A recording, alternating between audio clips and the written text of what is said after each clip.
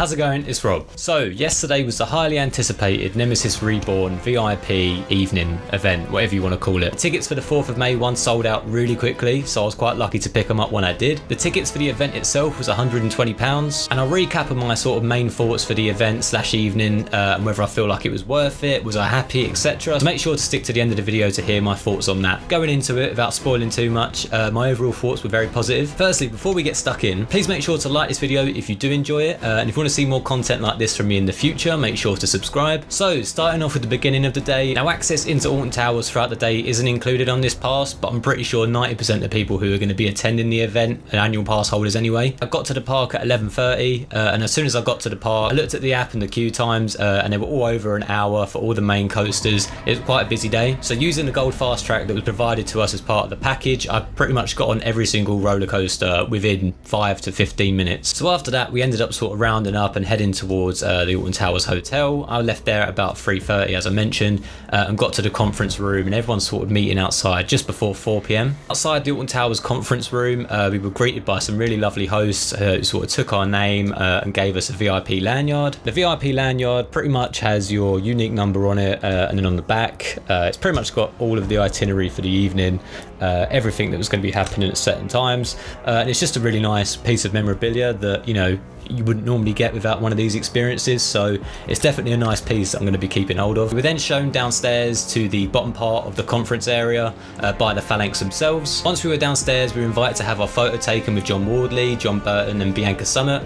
These photos were taken on our phones, so whatever way you wanted it done, you just give it over to a member of the Phalanx. And I'm not going to lie, I was very nervous about meeting them. It probably definitely showed, but they couldn't have been any nicer when we had the picture taken. It was a great opportunity and just an amazing chance to meet 3 legends. After the photo op, you even had the choice of going to get a refreshment or going straight to the seating area where the talk would have been starting very shortly. You got to think as well, there was a bit of time in between, obviously, where other people were getting their pictures taken, so you had time to go get that refreshment or just, you know, chill out before the talk started. Then the lights dimmed and we were introduced to Bianca and John, who then had their conversation. I won't speak too much on exactly what was said in the talks themselves, as it was quite an exclusive event, and obviously there's another one in June, so I don't want to spoil everything for people who are going to be going to that one. However, it was really cool to see some sort of artifacts and documents and images that we'd never seen before, or I definitely hadn't seen before. And I followed the archives of Nemesis main construction from like back in the day, and there was a lot of sort of info and different imagery that we had never really seen before, so that was really cool. During John Burton's talk, we sort of learned a bit about him and his sort of involvement with Merlin magic making and how that all came about, and it was really interesting to learn sort of how close Nemesis Reborn was to not happening. It was different talks, and again, I don't want to spoil too many things, but there was a time when Nemesis wasn't going to be reborn, it wasn't going to get brought back, it was going to get demolished, and we saw some really interesting concept art of a ride that could have fit into the pit replacing Nemesis. But maybe later down the line, when the other talk has happened, I might do a video on what would it have been like if Nemesis had gone, so make sure you leave a comment if you'd like to see a video on that. After the talk, there was a raffle. Spoiler alert,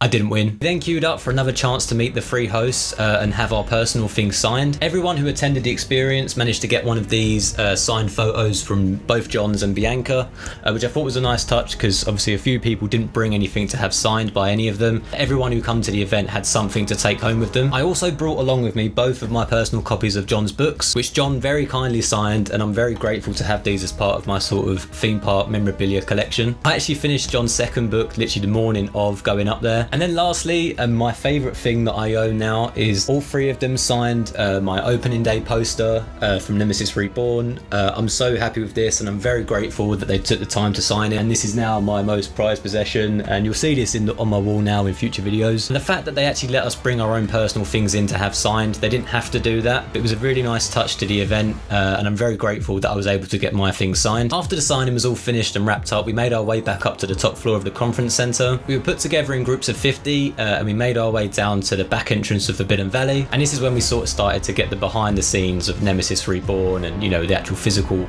walking around the area itself. And we sort of made our way up towards Nemesis, and the first thing you could see was the giant Nemesis Eye, the balloon that was part of the promo shoot before Nemesis was even open. I remember walking past and thinking like, That's not usually there. It was up on the mound where there sort of wasn't anything in there before, so they've obviously just inflated that in that area. It was really cool to see something that was part of the original promo shoot. We then made our way down to the bottom of the pit where we saw the Nemesis Eye. We were given a talk by a host of sort of how the eye works and the LEDs, etc. How all the technology was made to make sure that it works seamlessly in the different modes that the ride has. Obviously you've got when it's dormant and just sort of open, when it wakes up, and obviously when it's agitated once the ride's flying over it. Someone also asked a question about the actual claw. There's been talks going around about there being an animatronic claw where the fake support is, and when that will be working, if it ever will. And the answer was soon. There was no real shutdown of the question, so apparently that's coming sometime soon. Don't hold me to that, it's just what I've heard. And when I was looking up there with my camera, there seemed to be like a box or like a cutout for where electronics and wirings would be. Some sort of access point in that claw that, you know, might lead to it being animatronic. It'd be really cool to see that in the future, so I guess we'll just have to wait and see. We then carried on with the tour and made our way underneath Nemesis's lift hill. After walking under the lift hill, we then sort of picked up on the route as you would take normally, you know, from the original Nemesis. And as you got to the entrance of the station, we were met by someone from the PR team. They spoke a bit more of the actual balloon and Nemesis Eye and that sort of shoot, how it come about and how they did it. There was a lot of interesting facts, and again, you were free to ask as many questions as you wanted. And after that, we made our way into the station, and that's when the real fun began. It was really weird sort of walking into the station, seeing no train there, or, you know, no trains dispatching. Other than the other guests from the VIP experience, it was pretty much empty. There was no trains on the track, and we obviously made our way down towards walking as if we were getting on the ride. As you went through the gates, we were guided straight out of the station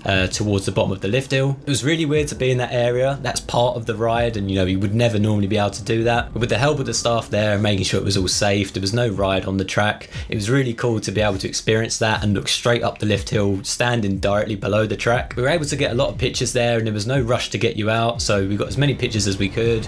And it was, again, just sort of looking around that area and taking in the bits of the ride that you would never normally be able to see. We then headed on back into the station where we went to the actual control panel and learnt a bit from the operator, sort of how it works and all the upgrades that Nemesis has had since it's been reborn in terms of the technology side of things and how things have been upgraded. You could ask as many questions as you want. We were sort of told all of the safety procedures that happen, all the checks, all the different things that have to happen before it even gets dispatched. After seeing the control panel and sort of how everything operated within Nemesis, we were free to sort of roam around the station itself. I got a lot of pictures in there. I even took the chance to touch the track. I know it's just a track, but how many times are you going to be able to do that in the future? How many people can actually say they've touched the track of Nemesis? Again, it felt really surreal and like you were doing something you wasn't supposed to be doing, but obviously there was a lot of safety perimeters around there and we were definitely given permission to do it. We then made our way out to the back entrance of Nemesis and made our way towards the maintenance shed, and in there it was really cool. I had no idea what to expect going in there, but there was so much to look at, all the different sensors and all the different parts on the track itself, and as you got further towards the back, obviously there was a train in there. You was able to go on the train, you was able to sit in the seat, get any photos taken, put the restraint down, and the ride host was really nice and making sure, you know, obviously you could get back out because it does lock in. There's a release on the back where they were able to let you out safely. I managed to get a photo, which is probably one of my favourite photos I've ever taken at a theme park. It's in my favourite coaster, in the seat, and just in a place you would never normally be able to get. There was also someone from maintenance there sort of talking about the wheel compounds and the different materials and the softness and the hardness that they can use within the wheels themselves and which ones would be used for what scenarios. In all honesty, I could have spent hours in a maintenance shed. I was really geeking out in that area. There was so much to look at, and it just felt like, again, you was in somewhere you wasn't supposed to be, but you could ask any questions and spend as little or as long as you wanted in there, as many pictures as you wanted.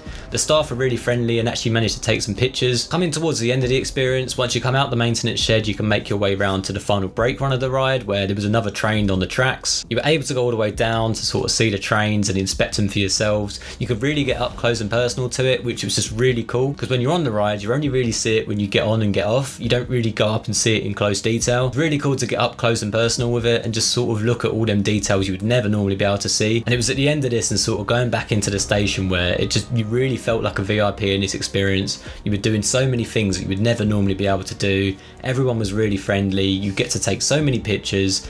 All questions were pretty much anything goes within reason. And I don't know if I'll ever be able to do something like this again. I mean, I don't know how many VIP events they're ever going to do with Nemesis. We were told these were very rare. Nemesis was one of my childhood favourites at Alton Towers, and it was definitely the first big roller coaster I went on that, you know, sort of got me into the enthusiast I am today. So being able to go behind the scenes of it and do everything that I wanted to do within that time was so cool, and I'm very fortunate to be able to have done that. As I mentioned, you make your way back into the station, and I was asked, you know, am I 100% happy with everything I've seen? Did I want to go see anything else?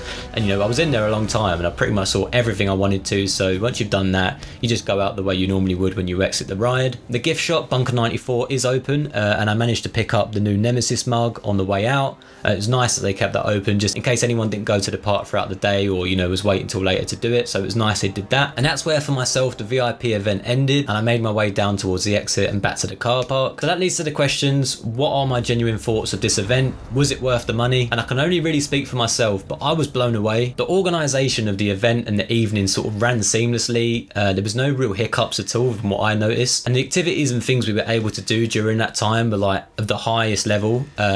Seeing John, that's one thing in itself, but being able to do that, getting your things signed, going over to the ride, going behind the scenes of that, for a package of the whole evening, I personally feel like it was worth the money. I get the price was quite expensive in comparison to other ride walks and different VIP experiences they do at Alton Towers. I was extremely satisfied by the end of it, and I feel like I did everything that I wanted to do. It met all of my expectations, if not gave me more. Really did feel like Alton Towers appreciated that people would, spent a good amount of money on this event, and I feel like they did everything they could to make people feel like they got what they paid for, if not more. At least that's how I felt. When I left the park and made my way back to the car park, I got that same magical feeling that I felt back when I was a kid. And I personally feel like that in the past year, with everything that we've got from, Curse at Alton Manor, Nemesis Reborn, Project Ocean, what that's going to be, all within this short time space, I personally feel like that magic is slowly coming back to Alton Towers. But that's my thoughts on a Nemesis Reborn VIP event. For years, I've always wanted to meet John Wardley, and I was so nervous about meeting him, but it was such a good experience, and I'm so glad that I did. And the fact I was lucky enough to get a few things signed from all of them, I was so appreciative, and they're definitely things I'm going to hold on to forever. I hope if any of you guys watching went there, you had a great time too. I'm really interested to know what you thought of the event. As always, please make sure to like this video if you did enjoy it, and if you want to see more content like this from me in the future, or if you've got any content suggestions of things you want to see, make sure to either let me know or subscribe. I may or may not be making a video very soon about what Air could have looked like if it got its original planned theming. So close to hitting 1,000 subscribers, and thank you so much to everyone who has subscribed already. I really do appreciate it. And as always, thank you so much for watching, and I will see you in the next one. Bye.